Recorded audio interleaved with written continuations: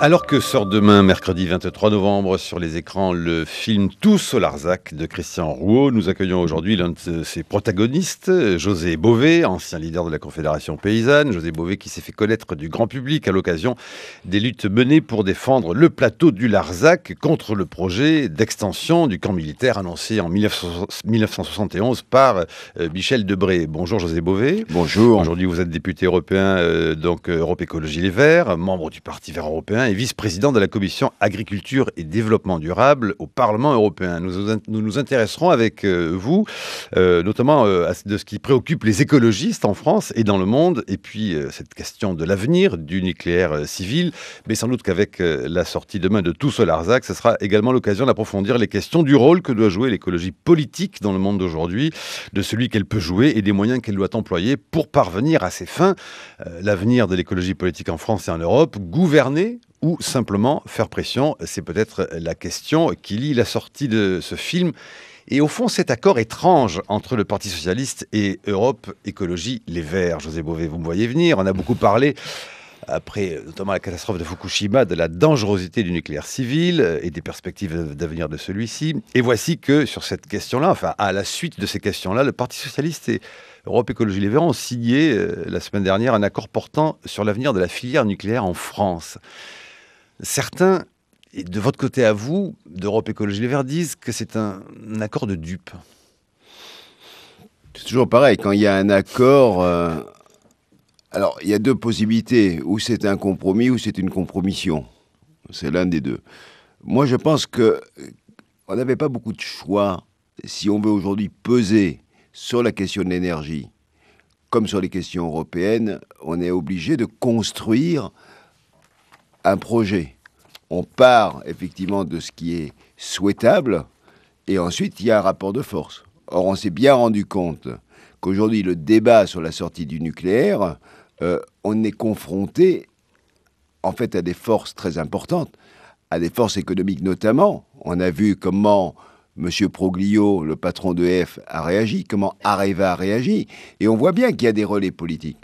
La France, c'est pas un pays neutre par rapport au nucléaire. Ça fait plus de 60 ans qu'il y a une espèce d'alliance entre le politique et l'industrie pour construire ce mythe du tout nucléaire. Or, aujourd'hui, on est peut-être au premier pas de cette sortie, et je crois que le débat qu'on a eu la semaine dernière, qui n'a pas eu cacophonique pour beaucoup de gens, a montré... Vous étiez au cœur de ces débats, on peut dire, le mardi 15 au matin, vous étiez avec le bureau exécutif d'Europe Écologie Les Verts, avec notamment Cécile Duflot, Daniel Cohn-Bendit, Jean-Paul Bessé, Jean-Vincent Placé, Jean Descésar, vous étiez au cœur de cette discussion, en vue de l'accord passé. Et on se rend bien compte que pour la première fois, on est arrivé à amener ce débat. Alors évidemment, on est arrivé à une limite, c'est-à-dire qu'aujourd'hui, le Parti socialiste a bloqué, mais le débat est ouvert. Le fait d'avoir annoncé... Il a bloqué sur quoi? Moi, j'ai les chiffres, je les ai, voilà. Il y a 25... Europe Écologie Les Verts, au fond, prônait la sortie du nucléaire. On prenait pour le faire simple. Le PS dit non, on ne sort pas du nucléaire comme ça. On ne sort pas du nucléaire. La question, c'est que nous, on ne posait pas le débat de manière aussi simpliste. C'est qu'on était parti sur un schéma qui est de dire, grosso modo, en 2033... on peut être sorti du nucléaire, mais pas que du nucléaire. C'est-à-dire que c'est le projet global sur la reconversion de l'énergie. Mais vous avez signé pour 2025 à 50% sur la proposition de François Hollande. Voilà. Donc ça, c'est ce qu'on appelle un compromis. Et je pense que on ne pouvait pas forcément aller plus loin dans le rapport de force actuel. Et le problème qu'on a, c'est que le débat politique tel qu'il est en France aujourd'hui, les institutions telles qu'elles sont, pour peser, il faut avoir des députés, il faut avoir des sénateurs, il faut être en capacité de pouvoir changer des institutions. Or, le système majoritaire à deux tours de l'Assemblée nationale fait que automatiquement il n'y a pas d'autre choix. Donc on est dans un rapport de force, il faut faire un compromis et essayer d'avancer. Oui, enfin, on dit surtout que du coup, c'est je t'échange mon EPR contre une place dans telle mairie, tel parachutage, telle circonscription. Si on était... Enfin, ça vous est reproché. Toutes ces informations viennent de votre bord à vous. Oui, non, mais moi je peux les prendre comme ça, hein, ça ne me pose pas de problème. La question, c'est que si on était en Allemagne... C'est Sylvie Flot à Paris contre l'EPR de Flamanville. Non, mais si on était en Allemagne, où on a un système à la proportionnelle, déjà depuis très longtemps, eh bien, on n'est pas dans ce genre de situation. Au Parlement européen, on fait des majorités sur des thèmes parce que c'est le seul scrutin aujourd'hui où chacun est représenté à la proportionnelle et où on peut créer des dynamiques thématique par thématique. Donc on est dans une autre culture. En France, c'est dans cette culture majoritaire, qui était une culture qui est issue de, on va dire, de l'ancien régime. On est dans une logique de république monarchique et c'est redoutable. C'est-à-dire que la démocratie ne fonctionne pas réellement dans ce type de système. Vous dites thématique par thématique. Alors ça ne va pas en finir, José Bové, parce qu'après la question du nucléaire, il y a la question de l'aéroport de Notre-Dame-des-Landes, construction d'un aéroport aux alentours de Nantes. Vous étiez en tête de manif il y a quelques jours pour dire non à la construction de l'aéroport, et au Parti Socialiste, Michel Sapin, François Hollande disent on construira cet aéroport. Alors surtout Jean-Marc Ayrault, le maire de Nantes. Jean-Marc Ayrault, le maire de Nantes, qui voit forcément un profit, un bénéfice. Mais qui croit y voir un bénéfice. Donc là, il y a un mythe. Donc là, c'est toutes les infrastructures, c'est tout le débat. Non, mais ça va être encore un deuxième débat d'achoppement. Ah, mais c'est un débat d'achoppement, d'accord, qui a été marqué noir sur blanc comme étant effectivement un lieu où il n'y aura pas d'accord. En même temps, on est arrivé à mettre dans cet accord qu'on remettait à plat l'ensemble des infrastructures, transport routier, transport ferroviaire et les aéroports. Donc il y aura une remise à plat sur l'ensemble de ces infrastructures. Le projet de Notre-Dame-des-Landes, c'est le premier qui doit être remis à plat parce que économiquement, écologiquement, il est aberrant. Ça va faire perdre énormément d'argent, sauf à une entreprise privée qui s'est fait concéder ce chantier, qui s'appelle Vinci. Et ça fait, une fois de plus, déguerpir des brebis. Et ça fait alors là, ça va faire déguerpir des vaches. Des vaches. Mais surtout, il y avait quelques moutons dans la manif, j'ai vu. Moi, je m'attendais à ces moutons. Il y avait une chèvre, une brebis, une vache. Non, alors cela dit, bon, non, mais sérieusement, José Bové, est-ce que vous vous dites par moment que ça va pas être un peu compliqué d'arriver jusqu'à la campagne présidentielle comme ça? Il y a encore 6 mois, 7 mois à tenir, avec autant de désaccords sur la table. Et puis surtout, peut-être question très naïve, mais est-ce qu'il fallait absolument que vous signiez un accord là, maintenant, aussitôt? Et de ne pas attendre peut-être de débattre, de voir davantage le mur de l'échéance se rapprocher. Parce que du coup, puis vous avez vu, Eva Joly disparaît. Elle nous fait le coup de général de Gaulle à Baden. Bon, étrange. Ouais, non, elle n'a pas pris l'hélicoptère, donc ça va. C'est pas assez école, il vaut mieux prendre le vélo. Oui. Que pas aller voir les généraux. Non, mais quand même. Non, mais elle sera là. C'est étrange la séquence pour vous là. Moi, je pense pas que ça soit étrange. Alors, ça peut paraître bizarre, mais il est réel qu'aujourd'hui, pour débattre, pour essayer de se dire, voilà, qu'est-ce qu'on fait si il y a une alternative. Si on arrive d'abord à faire partir Sarkozy du pouvoir, quelle majorité va se mettre en place et sur quelle thématique? L'idée, c'est effectivement de dire à l'Assemblée nationale, il y a une possibilité d'avoir un projet. Alors, il n'y aura pas tout le projet d'Europe Écologie, il n'y aura pas tout le projet du PS.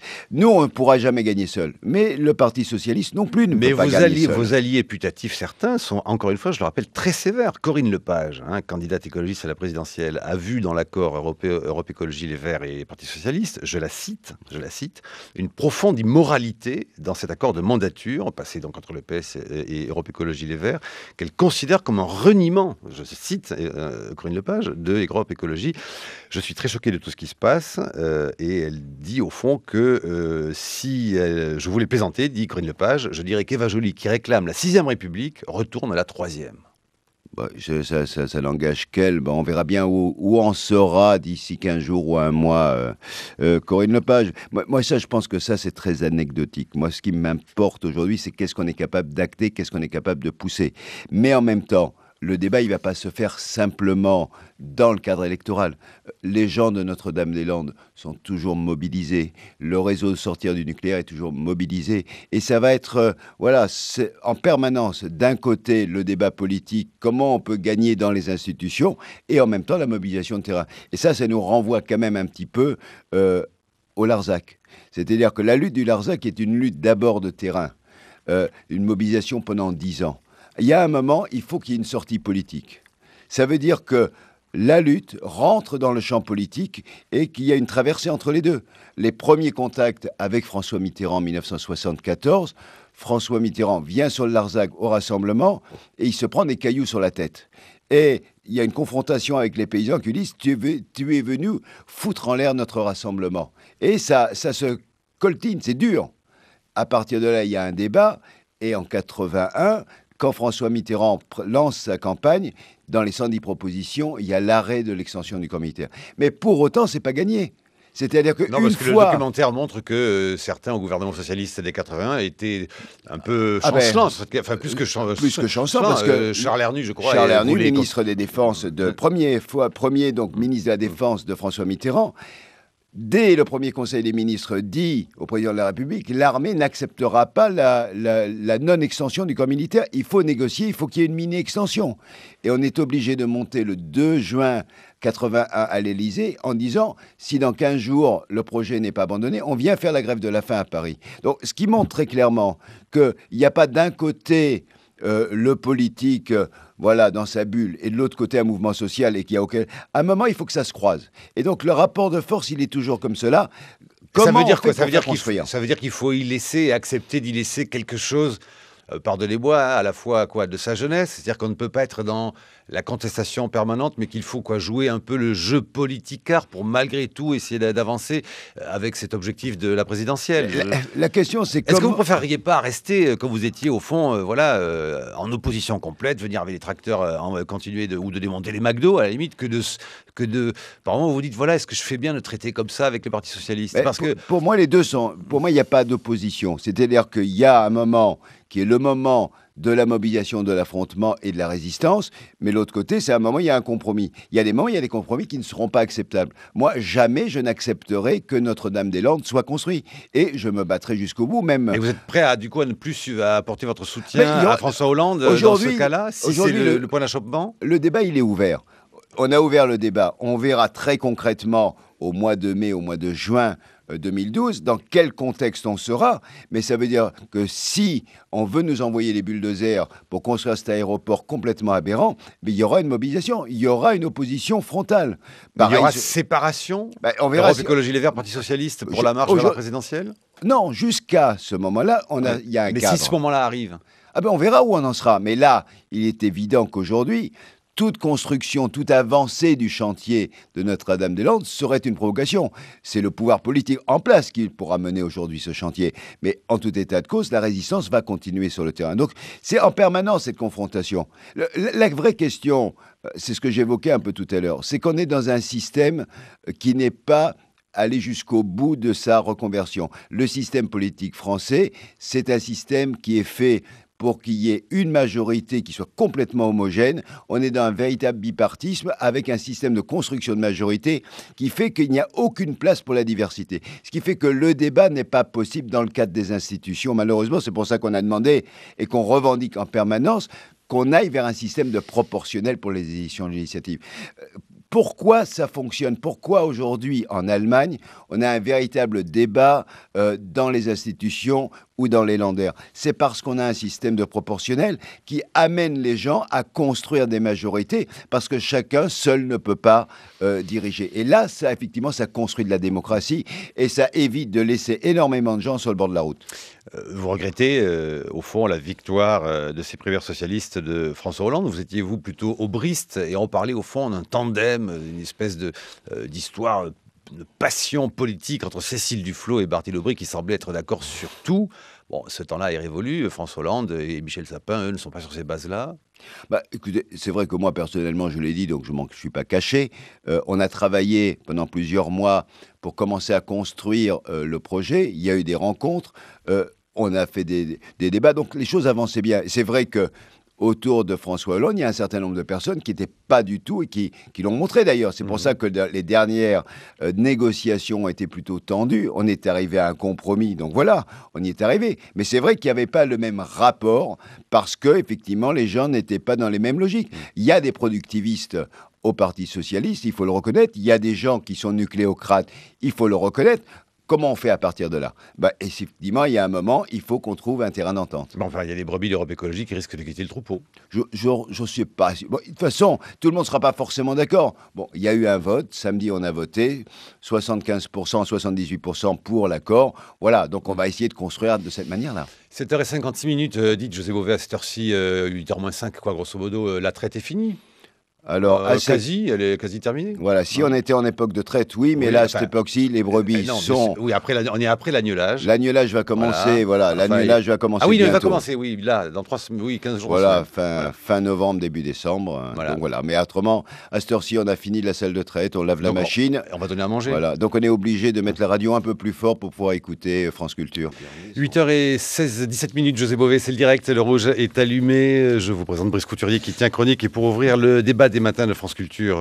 Brice, bonjour à vous. Bonjour Marc, bonjour José Bové, bonjour Leïla Dakli. Quand même.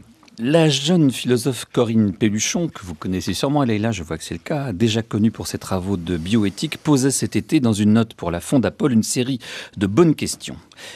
Comment s'assurer que les normes écologiques et leur mise en application n'entrent pas en contradiction avec la liberté de choisir son mode de vie?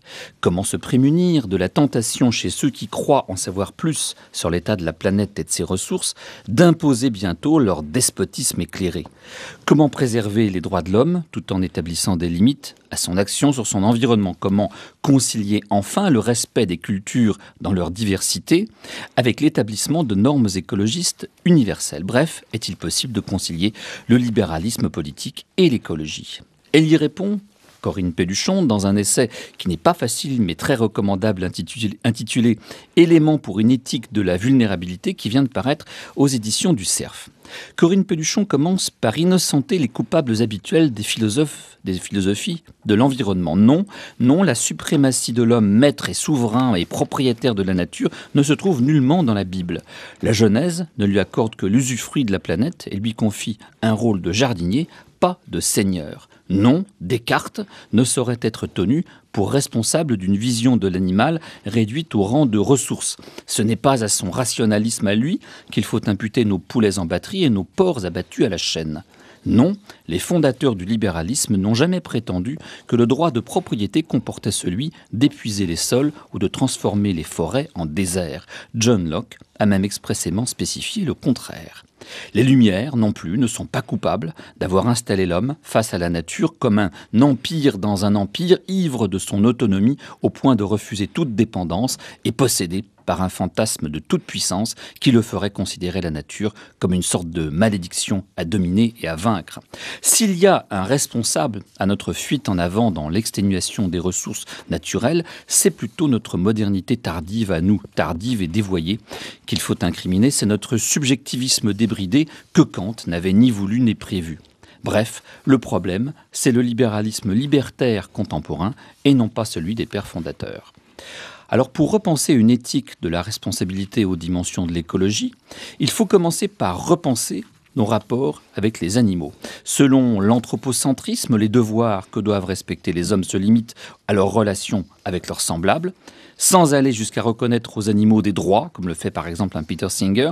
Corinne Pelluchon estime que nous avons en tous les cas des devoirs envers eux. Alors, reste la question de fond, comment concilier libéralisme et écologie? J'y répondrai personnellement de manière indirecte en citant la personnalité de Bertrand Jouvenel.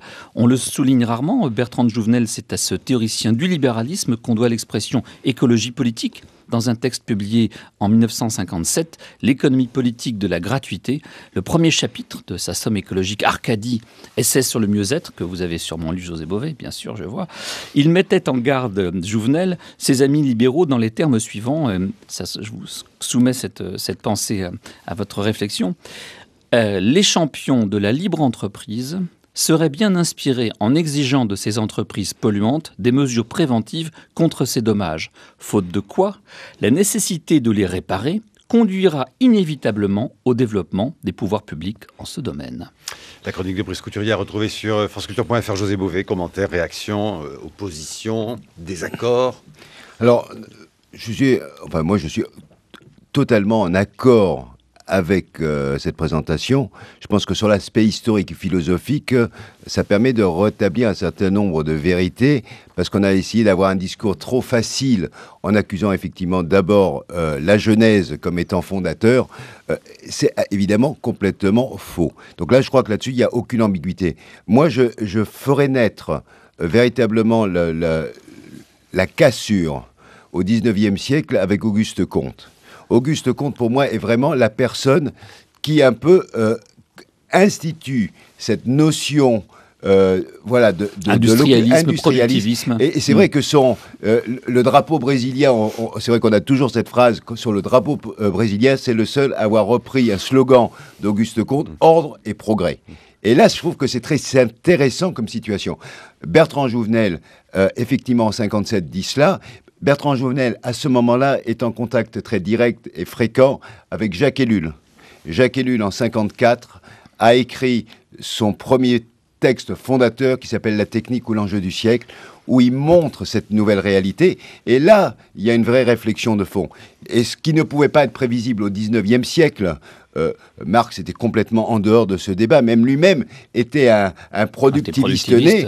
Il considérait la nature comme un ennemi. Un ennemi. Et donc, le progrès des classes populaires, du prolétariat, allait passer par des conquêtes de plus en plus importantes. Donc, on était complètement en dehors du discours. Aujourd'hui, la nouveauté, et c'est quelque chose qui ne pouvait pas être appréhendé, à mon avis, par les philosophes, c'est la finitude du monde et la finitude des ressources. Et à partir de là, effectivement, on est obligé de rentrer complètement dans un nouveau paradigme qui ne pouvait pas être, qui existait avant. Donc, à partir de là, comment on construit entre le droit de la personne, le droit individuel, le droit à la liberté qui est fondamental et qui est une conquête de notre culture, parce que l'émergence de l'individu, de la personne, c'est quelque chose de fondamental, avec la contrainte d'un monde limité et qui peut se détruire lui-même. Donc là, on a effectivement une nouvelle notion qui, à mon avis, fonde l'écologie en termes de philosophie, mais aussi en termes politiques. Comment on résout cette contradiction ? La démocratie peut-elle le faire, ou est-ce qu'on doit passer par un système autoritaire ? On voit bien la tentation de certains du totalitarisme ou d'imposer ces normes. Or, en fait, on ne peut pas. Et la question, par exemple, du transport est très intéressante là-dessus. C'est-à-dire qu'en même temps, il y a la liberté de la voiture, et on voit bien que la liberté de la voiture entraîne un bouleversement et une destruction aussi de la planète. Et comment on va la faire quand il n'y aura plus de ressources pétrolières.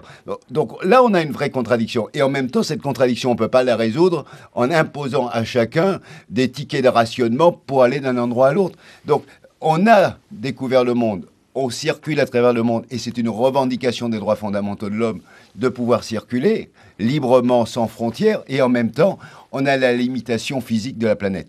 Donc, c'est en ce sens-là que l'écologie est, à mon avis, vraiment la nouvelle donne qui permet de voir le monde aujourd'hui, non plus par la séparation travail-capital, mais l'homme par rapport à son environnement dans une planète limitée.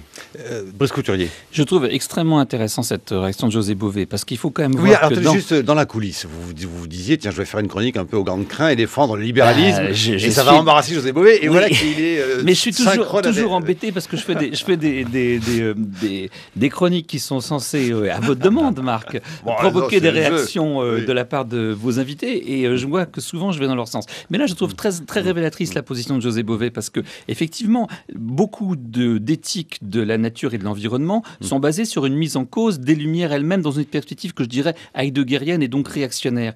Incrimine les Lumières et la modernité, les fondements même de notre modernité démocratique et libérale, comme étant les responsables de son dévoiement actuel. Or, effectivement, la question, c'est de savoir à quel moment cette modernité libérale a été dévoyée. Vous incriminez Auguste Comte, et ça me paraît assez intéressant et révélateur, parce qu'effectivement, c'est à partir du comtisme que se met en place une philosophie autoritaire de la gestion des ressources et du travail, alors que dans la tradition des Lumières, dans les origines, il n'y a rien, on ne peut rien incriminer de tel, ni à Kant, ni à Rousseau, ni à John Locke. Donc la question, c'est de savoir à quel moment notre modernité a bifurqué vers quelque chose qui a commencé à s'auto-détruire. Et bon, il y a encore bien des débats à avoir sur le moment historique où se produit cette perversion, cette déviation, mais enfin, c'est c'est intéressant que vous, par exemple, José Bové, vous ne mettiez pas en cause, comme le font d'autres penseurs, les lumières elles-mêmes, les origines même du monde dans lequel nous vivons, parce qu'effectivement,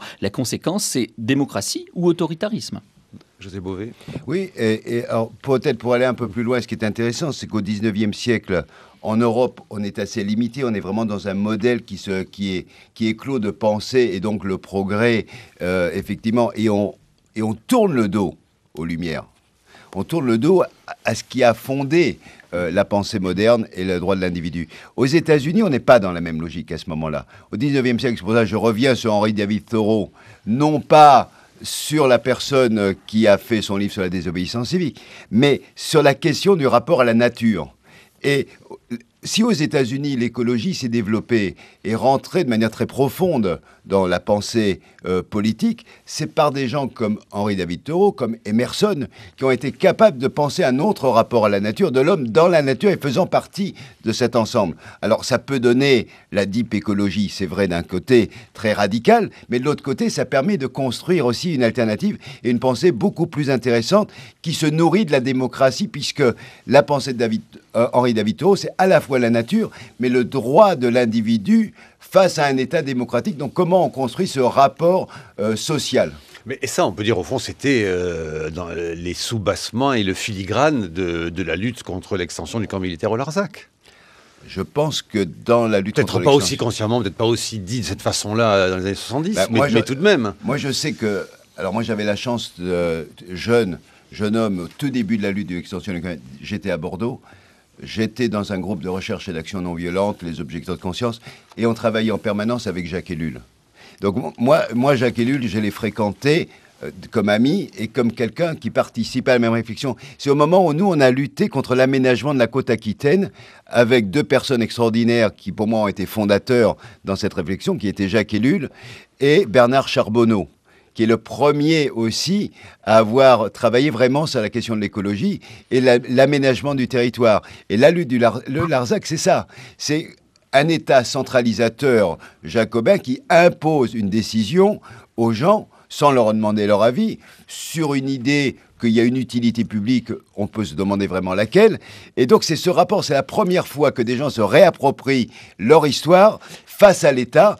Et quel État, puisque c'était l'armée. Et à des gens, il propose cette idée-là, enfin, d'étendre un camp militaire et du coup de les exproprier, à des gens qui, a priori, étaient leurs électeurs et n'étaient pas dans l'âme des révolutionnaires ou des objecteurs, hein, les paysans que l'on voit dans le film de Christian Rouault, les historiques, hein, les Tarlier et autres, Maillet, disent au fond que c'était pas trop leur truc au départ, la lutte, l'opposition, qu'ils étaient, comme ils disent, de droite, catholique, et qu'il ne s'agissait pas non plus de faire du bazar. Mais ce qui a fondé, je crois, la lutte du Larzac, et ça on l'oublie un peu trop souvent aujourd'hui, parce qu'on est dans un monde très laïque aujourd'hui, très déchristianisé.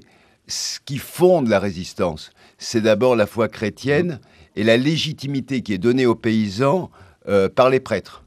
Et ce sont les prêtres qui travaillent avec eux dans le cadre du chrétien en monde rural, ce qui sont les communautés rurales, la JAC, Jeunesse Agricole Catholique, qui leur dit le droit de dire non est un droit légitime. Et quand Lanza del Vasto, donc, qui était le responsable de la communauté de l'Arche, vient jeûner 15 jours, et c'est ce qui constitue le premier serment des gens du Larzac de dire qu'on ne partira pas, l'évêque de Rodez et l'évêque de Montpellier viennent jeûner une journée avec. Et légitime la résistance. Et ça, je crois que c'était très important. C'est-à-dire que cette lutte, elle est à l'intérieur, culturellement et fondamentalement, des habitants. Et Ellul est très protestant. Et lui est un protestant. Oui, il est très engagé dans son il est protestant dans tous les sens du terme, Ellul d'ailleurs. Il est protestant, y compris à l'intérieur de l'Église réformée. Mais alors, cela dit, ce produit, et là aussi, comment voyez-vous aujourd'hui les choses évoluer? Ce produit, quelque chose qui, au fond, est assez rare, c'est le mélange hétéroclite de paysans du Larzac, de ce qu'on n'appelait pas encore les bobos, mais qu'on appelait à l'époque les hippies torse nu, ne sachant pas bien manier forcément la truelle, et que tout ça fonctionne. mine de rien. Est-ce que vous pensez qu'aujourd'hui, cela fonctionnerait de la même façon? Et quand on regarde aujourd'hui, par exemple, le mouvement des indignés, est-ce que vous voyez une filiation entre ces mouvements des indignés de ci, de là, notamment en Espagne, mais qui, on le constatait encore à Madrid il y a 3 jours, n'a pas la même fortune, ne connaît pas le même bonheur et surtout ne connaît pas la même force d'agglomération, pourrait-on dire. Alors que là, elle a eu lieu, sans angélisme. Il y a eu bien sûr des heurts et des complications, mais enfin tout de même, ça a plutôt pas trop mal marché. Je crois que ce mélange-là bizarre. Oui, ce mélange-là bizarre, il tient parce que d'abord c'est un territoire. C'est-à-dire que c'est une lutte qui est inscrite sur un territoire. Donc les gens qui viennent, ils viennent soutenir des gens qui habitent sur un territoire particulier. Et donc il y a un rapport au lieu, qui est un lieu qui est beau. Le Larzac, que les gens qui découvrent, c'est magique. On le sait tous les deux, donc ça va. On voit bien quel est ce lieu. Et donc, c'est irrésistible. Les gens ont un rapport d'abord à un territoire et à des habitants. Et donc, la rencontre se fait de cette manière-là, avec des gens très différents. Comme la lutte dure 10 ans, les gens, fur et à mesure, vivent ensemble et commencent à penser collectivement ensemble. C'est la même chose qu'on retrouve dans un autre lieu qui est actuellement emblématique de la résistance à l'État ou à un modèle de développement. J'en ai parlé tout à l'heure, c'est l'affaire de Notre-Dame-des-Landes. À Notre-Dame-des-Landes, il y a des paysans qui résistent depuis 1972 et auxquels se sont adjoints aujourd'hui des squatteurs, des gens qui reprennent des terres, donc des gens qui n'ont pas du tout la même culture, on dirait plutôt autonomes, libertaires, anards, qui squattent. Et aujourd'hui, cette synthèse se fait aussi parce que ça se construit dans la durée. Sur un mouvement comme les indignés, évidemment, c'est beaucoup plus compliqué parce que là, on est évidemment complètement ouvert sur le monde. Comment on agrège? Alors en France, je crois qu'on a une problématique, c'est que on est dans une période politique particulière où il y a encore la possibilité, entre guillemets, peut-être d'une alternative compliquée d'agréger. Mais je pense que si le mouvement des indignés continue au mois de juin, à partir du mois de juin 2012, on verra un mouvement des indignés qui risque de grandir, parce que si on reprend les mêmes règles économiques que celles qui sont appliquées aujourd'hui, eh bien, effectivement, le mouvement des indignés aura effectivement, va prendre de l'ampleur, parce qu'il n'y aura plus d'alternative. En Espagne, ça a fonctionné. Sauf qu'on n'est pas très sûr qu'il se passera pacifiquement, comme la non-violence était au fond le maître mot du mouvement du Larzac. Là, on n'est pas sûr que la non-violence soit à l'ordre du jour. C'est ça, c'est toujours le problème. C'est-à-dire qu'un mouvement spontané, un mouvement qui s'enracine parce qu'il n'y a plus d'espoir. Quand il n'y a plus d'espoir, on ne sait pas où les choses vont. Et c'est là, effectivement, le danger. Comment on est capable de construire, effectivement, un mouvement non violent face à une situation qui devient de plus en plus dramatique. Brice Couturier. Puisqu'on en est à la politique politicienne, excusez-moi, je vais redescendre un petit peu des hauteurs où nous emmenait Corinne Pelluchon pour vous parler politique politicienne. Après tout, vous êtes élu d'un parti qui vient de passer un accord électoral avec le PS. On en parlait avant dans la première partie de cette émission, mais je voudrais parler plus précisément de ce qui est en train de se passer à Paris qui provoque bien des polémiques. Cécile Duflot, votre première secrétaire, hérite donc d'un parachutage. Bertrand Delanoë, le maire de Paris, parle lui de tripatouillage, hérite d'une circonscription qui est la deuxième la plus sûre de France. Comme le dit Georges Sarr, autre élu parisien, c'est une drôle de façon de faire de la politique différemment que de quitter une circonscription pas trop difficile pour une qui est encore beaucoup plus facile. Il y a même quelqu'un qui va plus loin, c'est Anne Hidalgo, qui est donc la successeur désignée de Bertrand Delanoë, qui juge que Paris ne saurait être le tremplin, le piédestal à des vocations nationales, comme on le voit par exemple à droite. Oui, vraiment, c'est une drôle de façon de faire autrement de la politique que de se faire désigner et de se faire parachuter dans une circonscription acquise d'avance. Surtout quand il y a derrière un arrière-fond communautaire que Richard Pasquier, le président du CRIF, soulignait dans un article récemment, le fait que les quatre élus socialistes qui vont devoir céder leur place à des Verts sont 4 juifs. Et Pasquier reproche aux Verts d'avoir mis en avant la candidature d'Yves Contasso, dont il dit réputé être parmi les plus virulents des antisionistes du parti écologiste. Pasquier reproche aux Verts d'avoir cédé aux sirènes de la détestation d'Israël et ajoute les choix effectués par le PS seront perçus par la communauté juive comme allant dans le même sens. Alors vous-même qui êtes allé à Gaza, qu'est-ce que vous dites quand on vous dit on a supprimé, on a privé de leur mandat des élus juifs, par hasard, sans doute. Bien sûr, personne ne parle d'antisémitisme, même pas Pasquier, mais à la place, on met des Verts dont certains sont réputés comme étant particulièrement hostiles à Israël. José Bové. Moi, je pense toujours que c'est très dangereux de vouloir mélanger les genres de cette manière-là. Et même le fait d'avoir fait ce communiqué en tant que président du CRIF peut prêter vraiment à confusion. D'ailleurs, les 4 députés en question ont chacun réagi de manière très claire en disant il n'y a absolument aucun lien avec nos communautés. Blisco dit pas ça. Blisco, Oh, qui est élu du 10e, il est évident que certains élus jouaient aussi un rôle à Paris de pont entre la communauté juive et le PS pour notamment montrer que la gauche n'était pas nécessairement sur une ligne systématique anti-israélienne. Oui, non, mais je crois que, globalement, je ne crois pas qu'il y ait de ce côté-là. Alors, moi, ce que je voudrais dire, il ne faut pas être non plus naïf dans cette affaire. Et c'est pour ça que ce conflit sur Paris est un peu curieux. Parce que la discussion sur les circonscriptions, elle s'est faite dans toutes les régions de France. Et c'est le Parti socialiste qui a fait des propositions concrètes pour dire, voilà, on va laisser telle circonscription dans le cadre de la discussion. La 6e de Paris, la plus à gauche de tout Paris, on l'a donnée à Cécile Duflot comme écoutez, ça. Le PS, c'est vraiment masochiste. Alors ça, c'est leur problème à eux. Quand il y a eu un accord, moi, je pars de ma région, en Midi-Pyrénées, le Parti socialiste a voulu céder aucun endroit, y compris quand il y avait un député sortant qui ne se représentait pas. Ils ont dit, il n'est pas question qu'on le laisse. Moyennant quoi, il y a 2 circonscriptions dans lesquelles on va se présenter en Midi-Pyrénées sans concurrent du Parti socialiste. C'est une sur Toulouse et une dans le sud-Aveyron, c'est-à-dire la circonscription de Millau, qui n'a jamais passé à gauche dans l'histoire. Le PS a été généreux dans l'accord quand même. Donc, étant est-ce que vous représentez sur le plan électoral ou présidentiel? C'est pas la question des élections présidentielles qui est effectivement en jeu, et on le sait très bien. Je pense qu'aujourd'hui, c'est quelque chose qui est évident, c'est que l'écologie, Europe Écologie Les Verts, représente, depuis les élections européennes, les élections régionales, un poids électoral conséquent. Donc c'est évident que si on veut créer une alternative, si on veut battre d'abord Sarkozy, il faut qu'il y ait une alliance. Le problème, et nous c'est ce qu'on dénonce depuis longtemps, c'est que si on avait un scrutin à la proportionnelle en France, on ne serait pas dans cette logique-là. Or on a un mode électoral qui est redoutable. Et la présidentielle, on sait très bien, pour nous les écolos, on l'a toujours dit, que c'était la plus mauvaise élection. Donc comment on fait dans ce contexte? On n'y va pas, on nous dit en fait vous n'existez pas, vous y allez. Bon, voilà, c'est une espèce de quadrature infernale.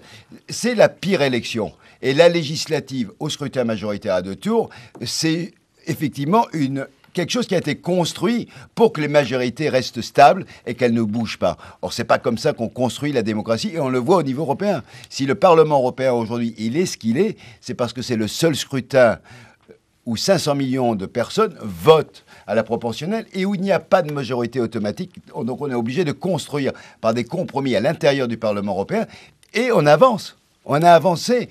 Aujourd'hui, ce qui bloque le Parlement européen, ce sont les États. Vous êtes pour la proportionnelle intégrale? Moi, je suis pour la proportionnelle intégrale, mais il faut une culture politique de la démocratie dans ce cadre-là. Je voudrais juste donner cette nouvelle qui vient de tomber à l'instant. J'imagine que bien sûr le journal y reviendra dès 9h. Nous venons d'apprendre donc la mort de Daniel Mitterrand. José Bové, une réaction? Écoutez, c'est bien triste. C'est vrai que Daniel Mitterrand, je l'ai bien connu. Et ces derniers temps, on a fait beaucoup de choses ensemble. On était ensemble. Je me rappelle un très beau voyage qu'on avait fait ensemble à la rencontre du sous-commandant Marcos au Mexique pour la marche zapatiste. On était ensemble, on s'est battu ensemble sur la question de l'eau. On était ensemble en Afrique, à Porto Alegre. Elle m'a servi de garde du corps, même à un moment où je risquais d'être expulsé. Donc j'ai beaucoup de souvenirs en commun. Et le dernier combat qu'on a mené ensemble, c'était contre le gaz de schiste, où déjà elle était quand même très fatiguée. France Liberté, la fondation qu'elle dirigeait, était extrêmement engagée dans très la question du gaz de schiste. Et quand on avait manifesté devant l'Assemblée nationale il y a quelques mois, pour obtenir cette loi qui interdisait la fracturation hydraulique nécessaire pour extraire le gaz de schiste, Daniel Mitterrand était là. Donc voilà, c'est beaucoup de peine. Et... Vous diriez qu'elle surveillait son président de Marie sur sa gauche? Je crois qu'elle était surtout très indépendante par rapport à son mari, par rapport à ses combats, et qu'en même temps elle le protégeait. C'est vrai que j'ai jamais entendu Daniel Mitterrand dire quoi que ce soit contre François Mitterrand. Il y avait vraiment une admiration, un grand amour.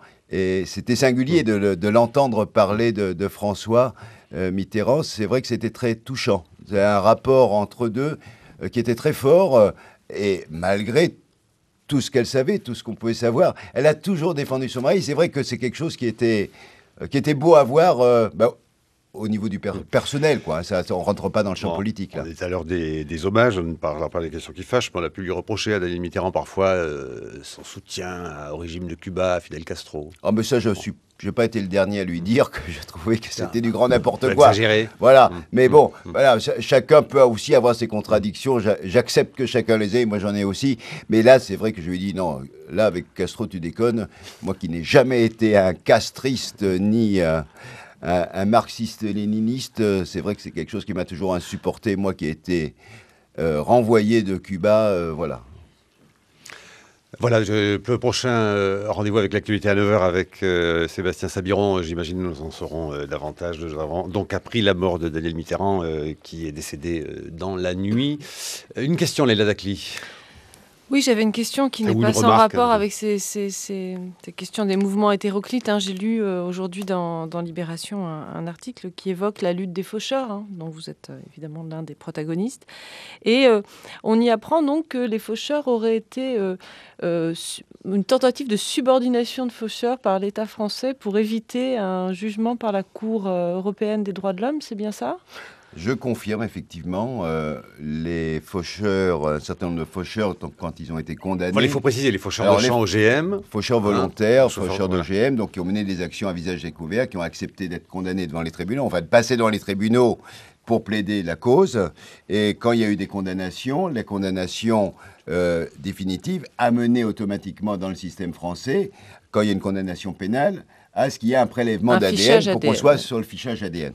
Et on a toujours revendiqué qu'on n'était pas des délinquants sexuels. Il faut quand même rappeler que le fichage ADN, au départ, c'est pour les délinquants sexuels et qu'on ne rentrait pas dans cette catégorie-là, même s'ils ont rallongé la catégorie. Et donc, on a toujours s'est battu devant les tribunaux.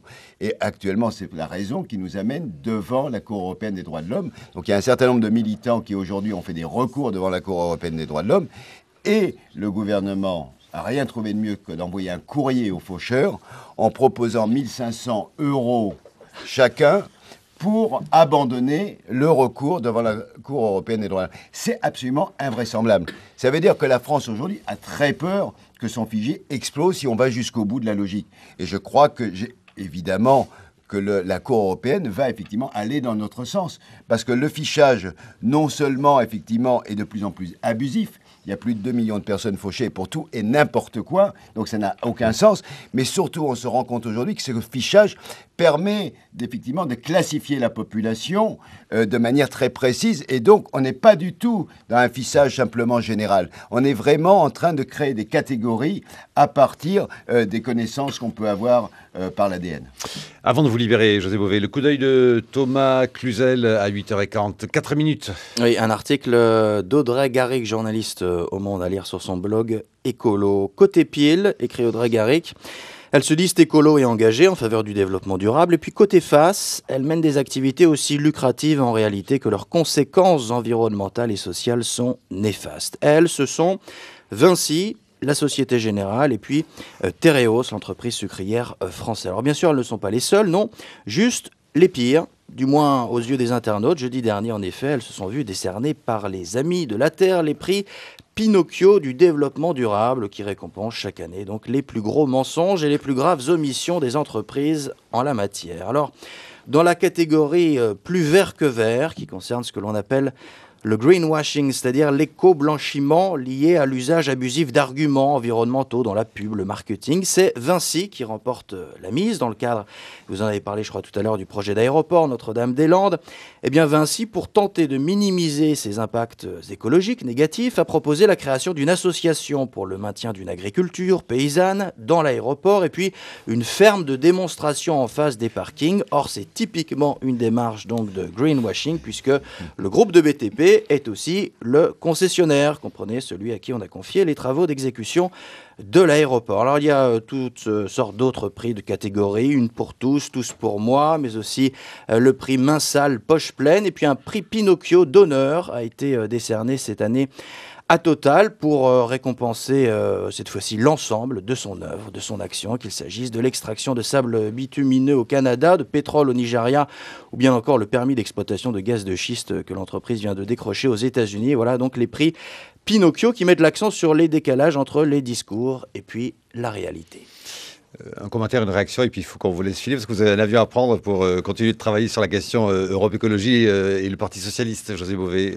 Oui, c'est bien l'affaire, c'est Marie-Antoinette, la ferme dans l'aéroport. Oui, c'est toujours extraordinaire. Comme ça, on crée du monde artificiel, on détruit l'environnement et le rapport aux personnes et des exploitations agricoles, on transforme le bocage en aéroport, on bétonne, mais à côté, on met une petite vitrine. C'est typiquement, effectivement, là, on est vraiment dans la société du spectacle de Guy Debord. C'est vraiment, on transforme la réalité et on la fait rentrer dans ses propres cases. C'est absolument extraordinaire. Et effectivement, je suis obligé de partir parce que je vais à Clermont-Ferrand rejoindre l'Assemblée des régions de France, l'ARF, pour le débat sur la réforme de la PAC, de la politique agricole commune. Voilà, vaste programme sur lequel il y aura travailler l'émission évidemment tout entière et réforme de la PAC sur laquelle nous reviendrons. Mais vous dites juste un dernier mot, vous ne trouvez pas dommage de vous battre pour ces questions de gaz de schiste, d'éoliennes, alors qu'il faudrait tout simplement que vous vous battiez, vous, paysans du Larzac, pour le prix du lait de brebis? Ça, on le fait aussi. Qu'ils ont beaucoup de mal à obtenir, la réévaluation du prix du litre de lait de brebis, les éleveurs de brebis. Alors là, on a affaire à des industriels, le moins qu'on puisse dire, qui sont un peu du temps passé. Et on est un des seuls endroits où le prix du lait de brebis est fixé a posteriori en fin de saison. Et donc les industriels arrivent, ils disent, ben voilà, ça on a bien vendu, on a mal vendu. C'est pas comme ça qu'on négocie. C'est un des meilleurs laits qui soit, ce lait effectivement, c'est le lait de brebis qui sert à faire le A, comme diraient les agences de notation. Voilà, mais même plus que ça. Non, donc c'est vrai qu'on a la chance d'avoir une appellation d'origine contrôlée qui est la plus ancienne de France et qui devrait être en même temps moteur. Or, on a des partenaires industriels, le moins qu'on puisse dire, qui ne sont pas extraordinaires. Le premier d'entre eux étant Lactalis, le premier groupe laitier européen. Et ces gens-là, aujourd'hui, ne veulent évidemment pas partager la plus-value qui est liée à l'appellation d'origine contrôlée. Donc, c'est pour ça que les producteurs se sont battus et que la semaine dernière, ils étaient encore dans la rue. Voilà, ils étaient encore dans la rue. Merci, José Bové, de nous avoir rejoints au matin. Et puis, je rappelle aussi que vous serez au Forum Libération vendredi, que vous débattrez samedi à Lyon et que vous débattrez avec le patron de Total, monsieur de Margerie. Et pour terminer, je rappelle également que donc Tous au Larzac sort demain un témoignage recueilli par Mélanie Chalandon, Léon Maillet.